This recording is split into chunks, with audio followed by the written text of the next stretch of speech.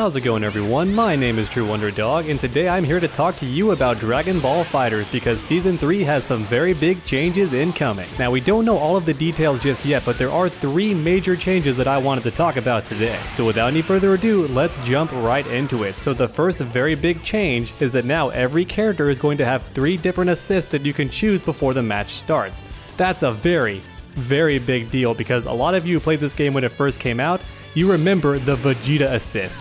Basically, everyone who is serious online, and certainly every pro player, had Vegeta on their team for this sole purpose. This assist was just too darn good, had crazy lockdown, great for combos. It was a very strong assist with pretty much no weaknesses. Now, of course, after the update, you can now super dash the later projectiles in this assist, so it's not nearly as strong. But the point is, there are tons of pro players and even some competitive online warriors who will pick characters simply because their assist is godlike. However, now that every character will now have 3 different assists means that some characters who are never seen at the competitive level will become more viable. And that's especially true for characters who didn't have very good assists, like Android 21, my favorite character in the game. So characters like her pretty much had to be a point character because her assist was just a bit lackluster.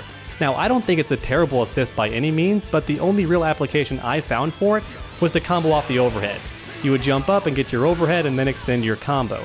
Typically, this thing is just for shaking up your opponent, and if they're low on health, you can catch them with it. If you're in sparking, get a full combo, all that cool stuff. But for the most part, the Android 21 assist for me was simply for comboing off the overhead. Now, thankfully, it also beats super dashes and all that cool stuff.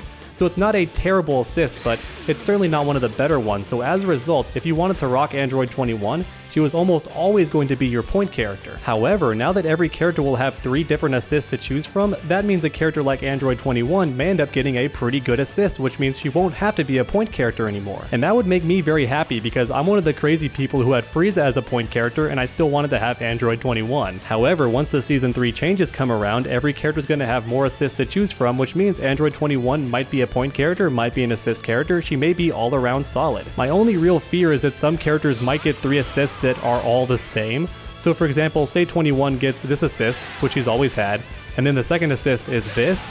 That's not a very big difference. They're both going to be for combo starters or for ending combos, all that stuff. They're going to be good for extending block strings, but they're kind of the exact same move. So hopefully she doesn't get just this and this. And then what else could she get? Maybe the grab? That would be kind of crazy if she got the grab. Who knows what she might get for that 3rd assist, but I'm just hoping that characters don't get 3 assists that are all pretty much the exact same function, because that would be a bit of a waste. But the main reason this change is such a big deal is you have some characters that really didn't have very good assists, which mean they had to be a point character. But then if you wanted to be competitive, you would ask yourself, well, what's the best point character in the game? And of course the answer would be GT Goku, Bardock, all those characters, and if you weren't rocking them as a point character, that was a bit of a waste. And with that in mind, your original point character would be reduced to an assist character, but if their assist wasn't good, you just weren't going to play them at all if you were serious about being competitive in this game. But now that's not going to be a problem because every character is going to have 3 different assists to choose from. And even someone like me who doesn't play this game very much anymore, but I still enjoy watching it, there's likely going to be a lot more diversity at tournaments now instead of the same 3 characters on everyone's team. Pretty much everyone had GT Goku, everyone had Bardock, or everyone had Kid Buu. But now that everyone has more assists to choose from, we're going to see a lot more variety even at tournaments, which as a spectacle has me very excited. And then the next big change I wanted to talk about is a bit more vague as they haven't discussed the details, but the creators have addressed the fact that some characters have very big hitboxes, which means when you jump in, you can do more hits on the way down, whereas a smaller character can avoid them completely. So GT Goku can avoid a lot of Oki, especially in the corner, so he has some really easy wake-up game, and it's very hard to pressure him because he's so small. And even characters like Gotenks had this advantage too. And then if you had Gotenks against Broly, if he didn't have a chance to get that armor out, you had several overheads that he had to eat, and even other characters who were about average like 21 or Goku didn't have to block nearly as many overheads. I believe they called this the fuzzy problem in the actual interview, and they have addressed that they're going to work to fix this now, which has me very excited because I certainly never liked it. I didn't think it was very fun. It definitely did seem like a huge advantage to have somebody like Broly, even if you loved his playstyle, simply because he had a much tougher time blocking. There were way more overheads to deal with, and his hitbox was just too big. And then of course you had characters like GT Goku who are obviously good because their hitbox is so small. So hopefully this interview is implying that the big boy characters will have a bit of a more manageable hitbox, or at the very least the tiny characters like GT Goku, Kid Buu, and even Krillin will now have a bit of a bigger hitbox, or at the very least, they're not going to have as easy of a time avoiding certain attacks. That would be very, very nice. Their hitboxes won't be quite as cheap. Once again, the interview did make this very vague, but it seems like they understand how tough it is as a big boy to deal with maybe one overhead and then a low, or two overheads and then a low, or if you're like Gotenks, you do like 5 overheads and then a low, or 3 overheads and then a low. It's very, very tough to deal with. Big boys just have a tough time in this game, whereas little characters get away with murder, so hopefully that'll be changed when Season 3's changes roll around. And then the third and final change, which I think is quite interesting, is the key charging will now reflect basic projectiles, so stuff like this they can be super dashed through, or this, for example, will now get deflected when you're key charging. Now, the key charge recovery is still pretty massive, so I feel like a lot of players could just cancel on reaction and still catch you trying to key charge, unless the update also allows you to cancel key charging much sooner, or maybe hold down block while you key charge, so you block like as soon as you possibly can when an attack hits you. That could be very interesting, but if that's not the case, then you could still throw a projectile, see them key charge, and then vanish and still hit them, which is a waste of a vanish if they're not close to death, but if they are, and you catch them, they will be dead, so that's very interesting. The idea that a key charge can reflect is an interesting notion. Now, again, the recovery is crazy, so you don't want to do it raw pretty much ever, which is why I find the change kind of odd unless you're also able to block while you key charge, or if you can cancel out of it to block much sooner. That would make it a bit more viable, but I think the main idea is they want key charge to actually be something that exists outside of training mode and some very specific gimmicks like Gotenks' ghost setups, for example. And actually I lied, because there's one more really big change to talk about. So it seems like this game is going to have a new comeback mechanic as well, which was probably the strangest thing I heard, because this game already has a comeback mechanic, and that's sparking.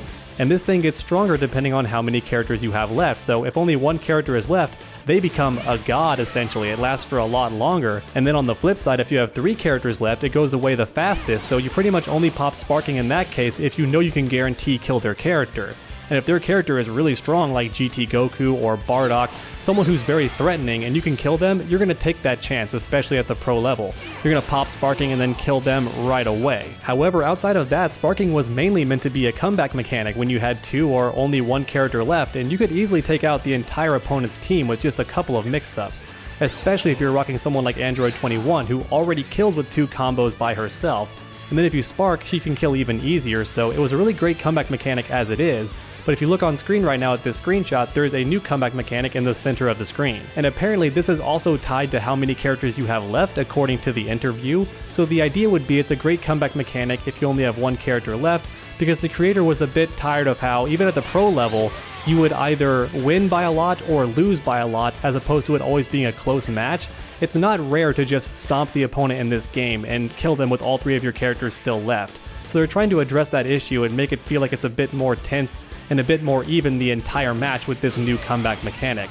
Now, I'm not entirely sure what it is at all, but it sounds interesting to me. And that's about it for the biggest changes coming to Season 3 in Dragon Ball FighterZ, so please let me know your thoughts in the comment section down below. Which changes have you the most excited? For me personally, it's definitely having the option to choose your assists. I really do think that'll go a long ways towards balancing the roster. However, at the same time, I am a bit terrified of having to learn every character's assist, because now we're gonna have 3 times as many, and that's definitely quite daunting. Now, originally, the start of this video actually included the Season 3 trailer, which showcased Kefla and Ultra Instinct Goku gameplay, but unfortunately, no matter how much editing I did, the video kept getting claimed by Namco, which is unfortunate because the game developers actually have a really fun game here, but the company that owns them continues to copyright claim every single video that has any of their promotional material in it, which is weird because reaction videos at the end of the day only help to build hype for the game, so as long as it's transformative, I don't see the issue here. But sadly, that's just the way things are at the moment, so I can't upload my reaction to the trailer for you all. However, what I can do is still share my thoughts with you. So both characters look fantastic, and I'm so excited that Kefla made it into the game, because back during Season 2, I really was hoping she'd make it into that bundle of characters, but instead she'll be in Season 3, and that's just fine. Her character just oozes charisma, she has tons of showmanship, she's like watching a pro wrestler, she's constantly pointing and hyping up the crowd that's watching her fight, it's a lot of fun, and as always, her attacks look straight out of the TV show Echo, which is fantastic. I'm not sure how she'll be tier-wise, but she seems like a lot of fun, and I'm always happy to have more female characters on this roster. And as for Ultra Instinct Goku, he looks pretty strong too. However, a lot of his gameplay does center around counters and parries, though he does seem to track the opponents, so that might make him a bit stronger than other characters who have parries. It honestly all comes down to how fast the attack starts up. If it's a bit slow, it could be useless, but if it's too fast, it could be broken. Only time will tell. And as we all know, the DLC characters can either be really great or very lackluster when it comes to Dragon Ball FighterZ, so I really hope that Kefla is a good character, and I hope that Ultra Instinct Goku is good too, but I hope neither of them break the meta like GT Goku or even Bardock back in the day. And that's about it for my thoughts on both those characters. Once again, I'm sorry I couldn't upload the raw reaction video, but no matter what I did, it kept getting claimed, and I tried everything. I flipped the video, I flipped the colors, everything, and it kept getting claimed. But please let me know your thoughts on those characters as well in the comment section down below. I'd love to hear it. And then why not keep that combo going by subscribing and ringing that bell? That way you never miss a future video. Make sure to come back next time, and as always, stay underdogs.